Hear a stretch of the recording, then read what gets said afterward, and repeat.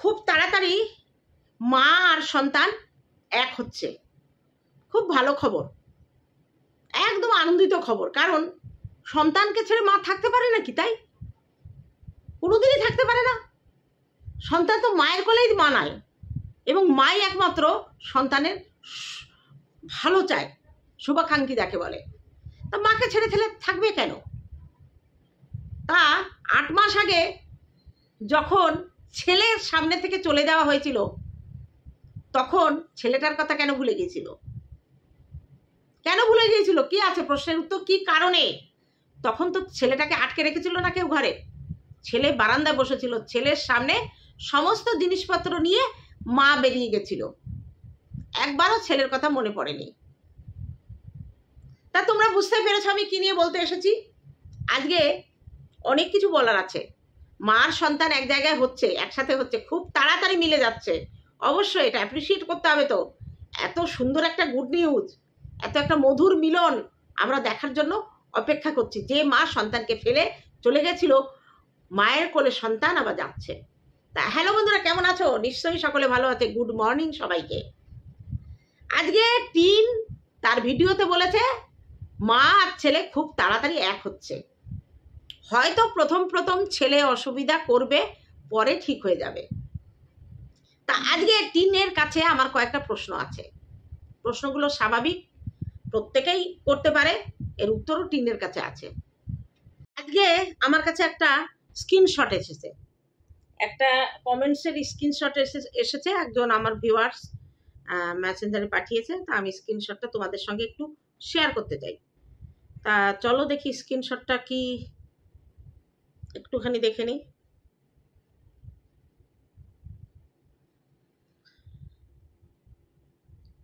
স্ক্রিনশটটা আমি একটু পড়ছি তোমাদের সঙ্গে। 19শে এপ্রিল 2024 রানাঘাট কোর্টে টিনা আর ফোকলা দুজনকেই হাজিরা দিতে হবে। টিন নিশ্চয়ই সমন পেয়ে গেছে। টিনের নামে প্রচুর এলিগেশন আছে, ওগুলো সার্টিফাই কপি, জেরক্স, এছাড়া হাজিরা দেওয়ার জন্য কিছু পেপারস লাগে। এছাড়া এলিগেশনগুলো ঠিক না ভুল সেই প্রমাণত দিয়ে টিন গায়ের ময়লা পরিষ্কার করতে হবে। অত জেরক্স দেখে ভয় পাওয়ার কিছু নেই। একটা মজা, সন্দীপ কিন্তু ডিভোর্স কেস ফাইল করেনি, সেটা সন্দীপ বহুবার বলেছে। তাহলে সন্দীপ কেসটা কি নিয়ে কি করছে? আসলে সন্দীপ এলিগেশন এনেছে টিন সন্দীপের সাথে বিয়ের অন্য কারোর আগে অন্য কারোর সাথে বিয়ে হয়েছিল। যদি সেটা প্রমাণিত হয়, তাহলে টিন সন্দীপের বিয়ের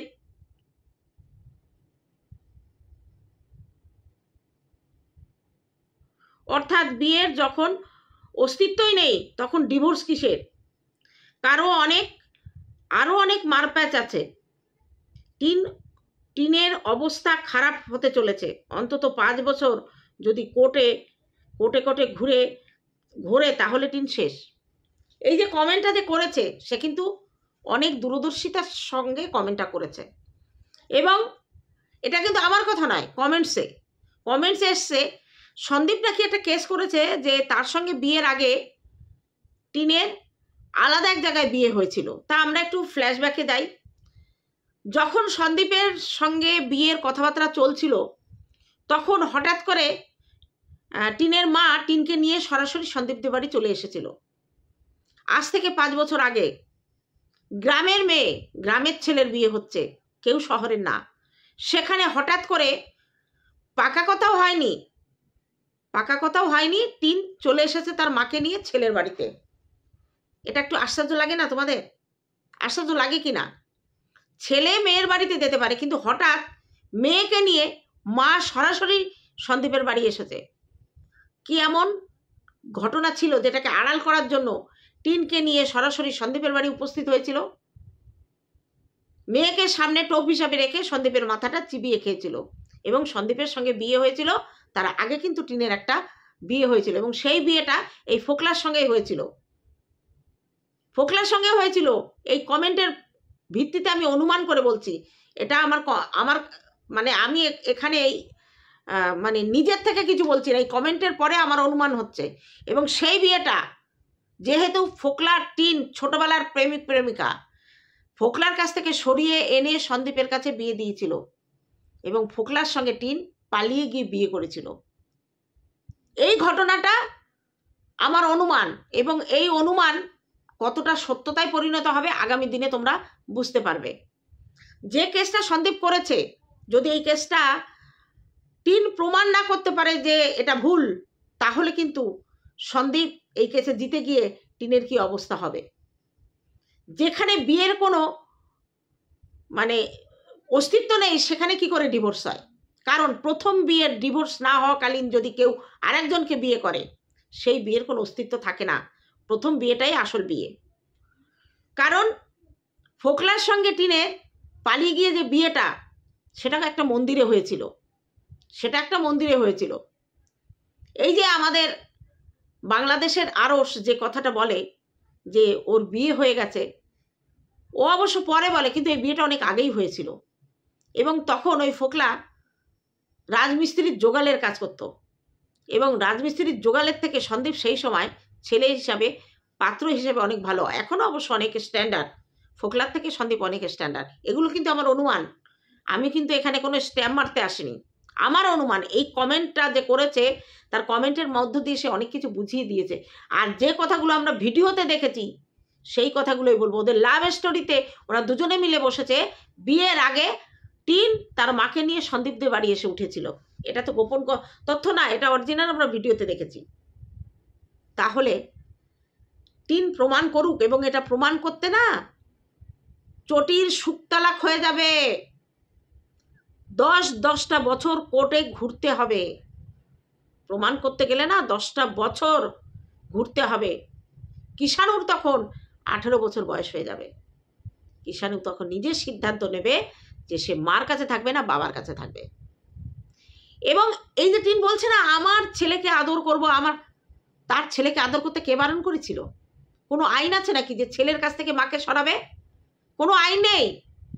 জন্মদিনে আসতেই পারতো গাড়ি করে, কে ট্রেনে করেই আসতে পারতো, ছেলেকে আদর করে গিফট করে আশীর্বাদ করে যেত। কারোর বাবার ক্ষমতা নেই তার মাকে কেউ আটকাতো, কোনো আইন কোনো কিচ্ছু পারতো না। আর সন্দীপ এত বোকা ছেলে নয় যে টিন যদি আসতো সে সিন ক্রিয়েট করতো না। টিন আসেনি ইগো। ওই গ্রামে মাল নিতে এসেছে, রিকভারি করতে এসেছে, একবারও তো বলেনি কিষাণু তুই কোথায়। কিষাণু বলে যদি ডাকতো, কিষাণু তার মান আওয়াজ পেয়ে চলেও আসতে পারতো, কিংবা জলদি প্রশাসনের লোকের কাছে বলতো আমার ছেলেকে আমি একটু দেখবো,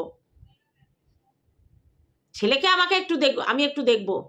অবশ্যই পুলিশের লোক তাকে দেখাতো। ওর একটাই ভয় ছিল, ও ডাকলে কিষাণু ওর কাছে আসবে না, এই ইগোটা ও মেনে নিতে পারবে না। সবার সামনে টিনকে তার ছেলে যদি রিজেক্ট করে, সেই রিজেক্ট ও মেনে নিতে পারবে না। ভারতবর্ষের কোনো আইন নেই, ডিভোর্সের পরেও সন্তানকে মা বাবা যে কেউ যেখানে থাকে দেখতে যেতে পারে। আর এখন 8 মাস পরে ছেলের জন্য উথালি পাথালি মন, 8 মাস পরে হঠাৎ করে উথালি পাতালি মন। ছেলে কি জলে পড়ে আছে, নাকি নর্দমায় পড়ে আছে, না অনাথ আশ্রমে আছে, না স্টেশনে ভিক্ষে করছে যে ছেলের জন্য এত দরদ উঠছে? সেই দরদটা সেদিন কোথায় ছিল যেদিন কমিউনিটি পোস্টে লিখেছিল অমক আমার প্রেমিক, আমি তার হাত ধরে, সে আমাকে সারা জীবন আমার সহায়তা দেবে, আমার পাশে থাকবে, আমি তাকে ভালোবাসি। সেদিন একবারও হাত কাঁপেনি যে আমার ছেলেটা বড় হয়ে কমিউনিটি পোস্টটা দেখবে। ও ডিলিট করে দিলে কি হয়, অনেকের কাছে কমিউনিটি পোস্টটা আছে। যেদিন বাসের মধ্যে নাচছিল, ভিডিওটা রিভিল হয়েছে, ওই ভিডিওটা কিষাণু দেখেনি তাই না? অনেকের চ্যানেলেই এটা ঘুরছে। কিষাণুর সামনে এসে যেতেই পারে, বড় হয়ে সেও শুনবে যে তার মা বাড়ি থেকে বেরিয়ে গিয়ে একজন অন্য পুরুষের সঙ্গে সারা দুনিয়া ঘুরে বেরিয়েছে। ছেলে তখন প্রশ্ন করবে না কে ছিল লোকটা, কেন বাবাকে ছেড়েছ? তখন কি বলবে, তোর বাবা আমাকে মারতো? তখন বলতেই পারতো ছেলে আমাকে নিয়ে তুমি আলাদা থাকলে না কেন, তুমি বাবার বাড়িতে কেন 5 বছর বাবার কাছে অত্যাচারিত হয়েছো? আর যখন তুমি চলে গেলে আমাকে রেখে গেলে কেন? আর গেলে তো গেলে, তুমি আলাদা না থেকে অন্য পুরুষের কাছে থাকলে কেন? এই প্রশ্ন কিষাণুর তরফ থেকে উঠবে, উঠতে বাধ্য। সবাই এখন বলছে কর্মা ইজ ব্যাক। শিলা দেবী তার মেয়েকে তার মায়ের কাছে দিয়ে দিয়েছিল, সেই জন্য কিষাণুকে আজকে তাকে ছাড়তে হচ্ছে। কর্মা যদি ব্যাক হতো, কিষাণু ছেলে হতো না, মেয়ে হতো। সন্দীপের ঘরে মেয়ে আসতো, আর তখন সবাই বলতো, দেখ শিলা, তুই তোর মেয়েকে সরিয়ে দিয়েছিস, কিন্তু তোর ঘরেই কিন্তু আবার মেয়ে এসে উপস্থিত হয়েছে। না, এসেছে কিষাণু, এসেছে কিষাণু। কিষাণুর মা কিষাণুকে ভালোবেসে কাছে টেনে নেবে এখন। এই ভালোবাসা সেদিন কোথায় ছিল? যেদিন ছেলের মুখের ওপর দিয়ে চলে গেছিল, একবারও ছেলের দিকে তাকায়নি। কারণ ও জানতো যে কিষাণুকে নিয়ে গিয়ে সে রাখতে পারবে না। আজকে হঠাৎ কেন ছেলেকে নেওয়ার দাবি? নিশ্চয়ই তাকে তার লিগাল অ্যাডভাইজাররা তাকে বলেছে যে তুমি সন্তানকে ছেড়ে এসেছো, এই জায়গায় সন্দীপের বড় একটা প্লাস পয়েন্ট। শুধু কিষাণুকে কেড়ে নিয়ে আসার একটাই ওদের ইচ্ছা, সন্দীপ আর শিলাকে কষ্ট দেয়া, আর কিছু নয়। আজকের ভিডিওতে টিন বলল সমাজসেবী তার হাত ছেড়ে দিয়েছে। সে স্বীকার করলো, কারণ একটাই, সে সমাজসেবীর উপরে ভরসা করতে পারেনি। সে নিজে আজকে বলেছে দূর দূরান্ত থেকে ওকে নাকি সাপোর্ট করছে। এই সাপোর্টটা কি ব্যাঙ্গালোর থেকে আসছে? ব্যাঙ্গালোর থেকে আসাই স্বাভাবিক, কারণ আমি জানতে পারলাম কনফার্ম না, কিছু জায়গায় যে নোটিশ পাঠানো হয়েছে, সেই নোটিশটা ওই বারাসাতের কেউ খুব একটা লিখে দিতে পারবে না। এটা খুব চৌখস মাথার কাজ, এবং সেটাই আমাদের হচ্ছে ঠনঠনি গোপালের হাতের কারসাজি এগুলো। যাই হোক, দেখা যাক। ওপরে ঈশ্বর আছে। পরকীয়াকে সাপোর্ট করে যারা আইনের কাছে কলা দেখাচ্ছে, তাদের জন্য কি আছে আমরাও দেখব। প্রত্যেকে একটা করে জেরক্সের পৃষ্ঠার জন্য অপেক্ষা করো, প্রত্যেকের বাড়ি যাবে। কাগজটা এলে ফেলে দিও না, রেখে দিও, অনেক কাজে লাগবে। কি কি কাজে লাগবে সেটা আর বললাম না। যাই হোক, আজকে বাবা মা হয়ে সন্তানের ভালো চাইতে হয়। বাবা মার একটা ইচ্ছা থাকে যে সন্তান ভালো থাকবে। তাহলে টিন কেন বুঝতে পারছে না যে সন্তান তার কাছে ভালো থাকবে না? সে যতই বলুক, কোনোদিন দিনে কিষাণুকে ও ঘুম পাড়াতে পারেনি। ওর ক্ষমতা হয়নি ওর ছেলেকে ঘুম পাড়াতে পারে। শিলাদেবী যেদিন চেষ্টা করে, কিষাণু ঘুমিয়ে যায়। একদিন ঘুম পাড়ানোর নাম করে অনেক সারা দুপুর চেষ্টা করতে পারেনি, শেষে ছেলেকে ঘরে ঢুকিয়ে দিয়ে বাইরে দিয়ে সিটকিনি দিয়ে এসছে। যদি ওই ছেলে ঘরে কোনো বিপদ আপদ ঘটিয়ে নিত কি হতো? এই হচ্ছে মা। বাথরুমে ছেলে ঢুকলে শিলা বলে ভেতর দিয়ে দরজা দিও না, কারণ শিলার ভয় যদি বাথরুমে হঠাৎ পড়ে টরে যায়। কিন্তু মা সে কি করেছে, ঘুমোচ্ছে না বলে ছেলেকে ঘরের মধ্যে ঢুকিয়ে দিয়ে বাইরে দিয়ে ছিটকিনি দিয়ে বাইরে বেরিয়ে এসছে। এই হচ্ছে মা। আজকে মা বাড়িতে গেল জিনিসপত্র আনতে, তখন ছেলের কথা মনে পড়েনি। বাড়ি থেকে যখন বেরিয়ে গেছে তখন ছেলের কথা মনে পড়েনি, কারণ তখন একটাই ইচ্ছা, আমার প্রেমিকের কাছে আমি গিয়ে দাঁড়াতে পারবো।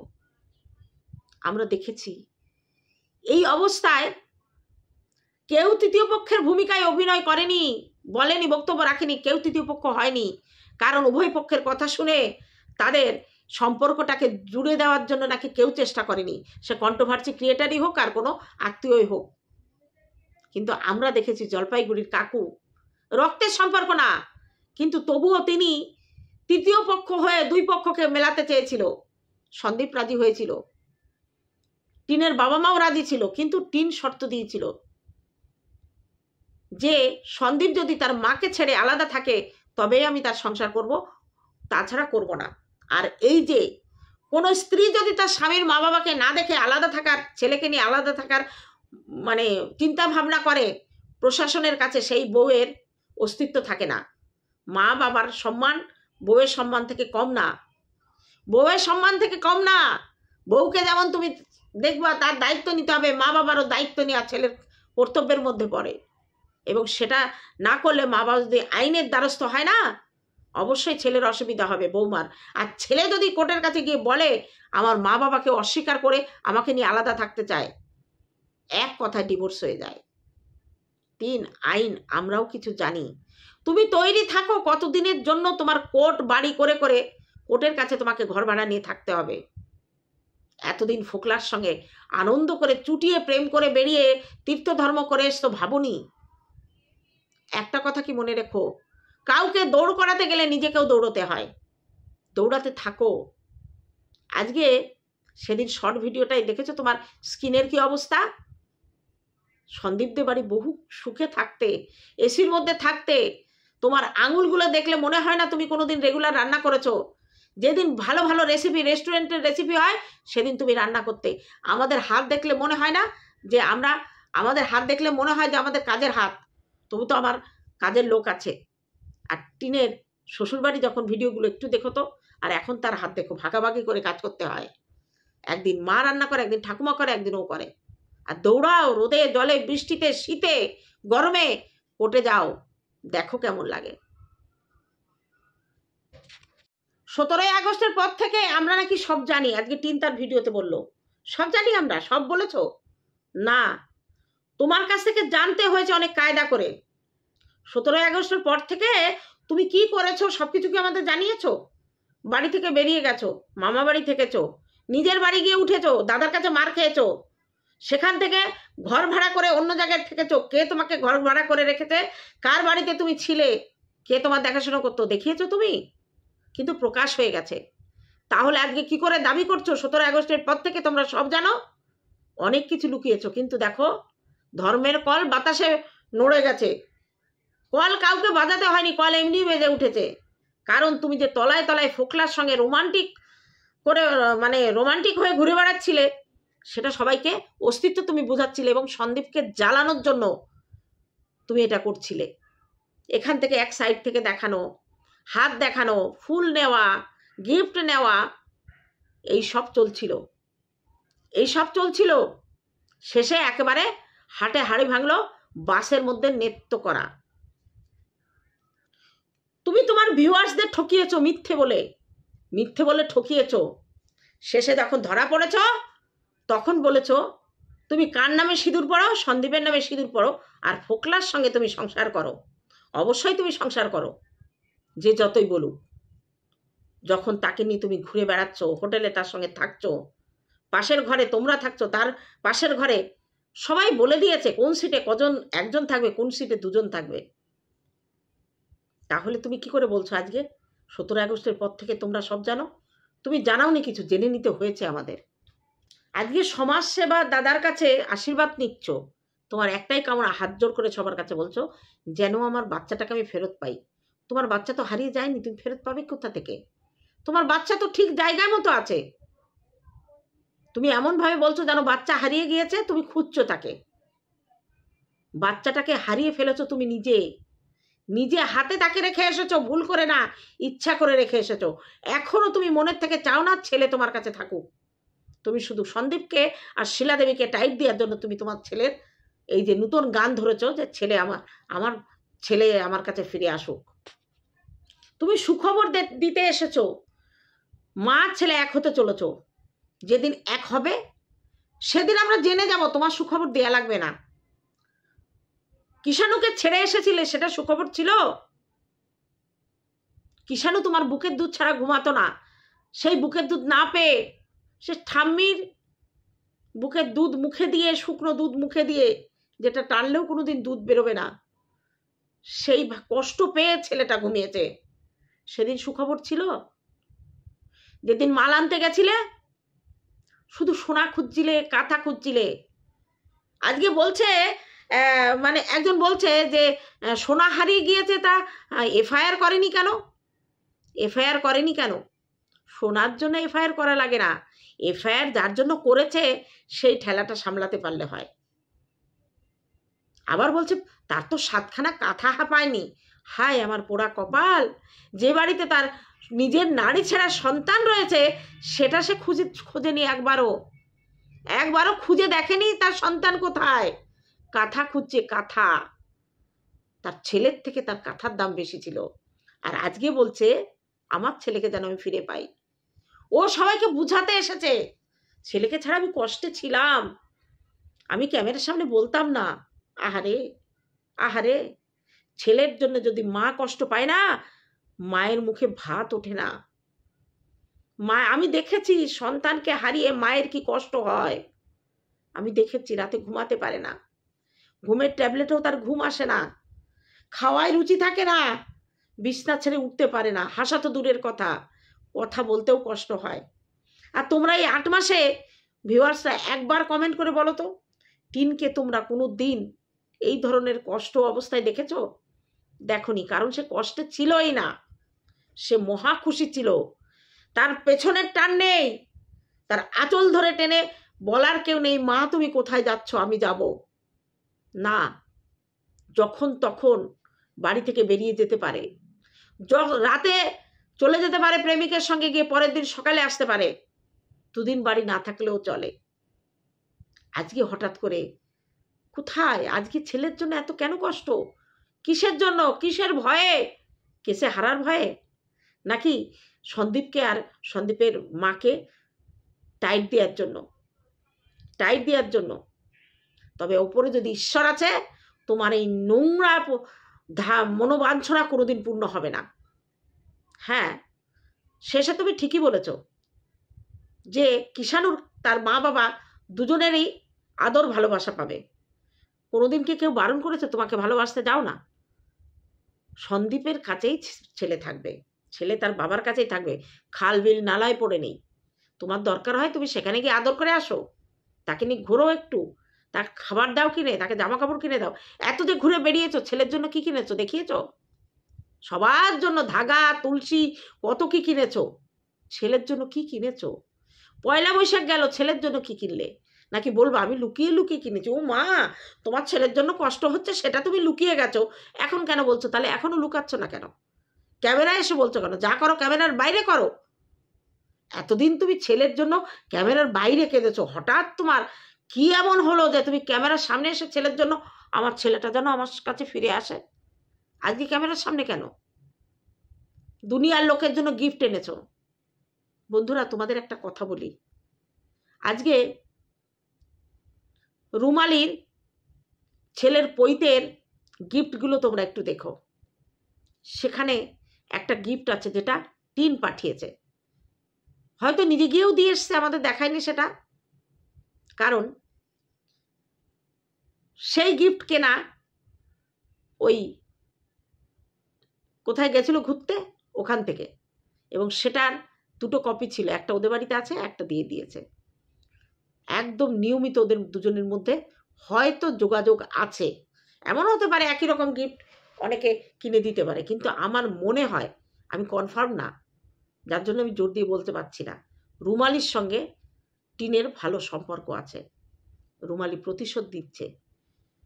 যে ট্রাম্প কার্ড দিয়ে সে লাখ লাখ টাকা ইনকাম করে ভাইকে ঠকিয়েছে, ভাই প্রতিবাদ করাতে, অবশ্য প্রতিবাদটা বউয়ের দিক দিয়ে বেশি এসেছিল, এখন সেই ছোট্ট মেয়েটি তার কাছে প্রিয় হয়ে গেছে, আর রিভেঞ্জ নিচ্ছে ভাইয়ের প্রতি, মায়ের প্রতি, বাবার প্রতি।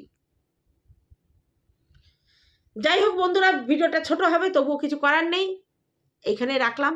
দেখা যাক কার কার বাড়িতে সমন যায়।